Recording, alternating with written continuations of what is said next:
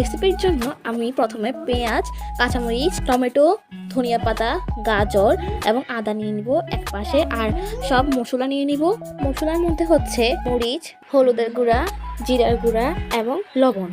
তো আমি আগে থেকে আলু সিদ্ধ করে নিয়েছি, তো ওটার মধ্যে আমি সব মশলা দিয়ে মেখে ফেলবো। মেখে নেওয়ার শেষে আমি যে প্রথমে সবগুলো সবজি কেটে নিয়েছিলাম, তো ওগুলো এখন আমি এটার মধ্যে দিয়ে দেব।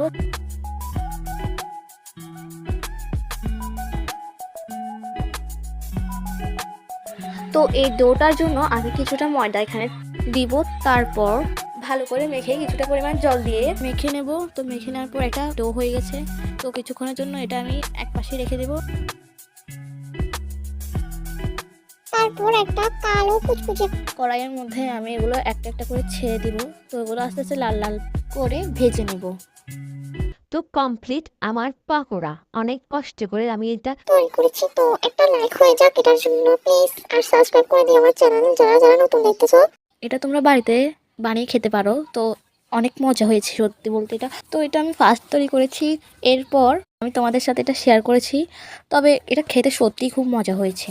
Bye bye everyone.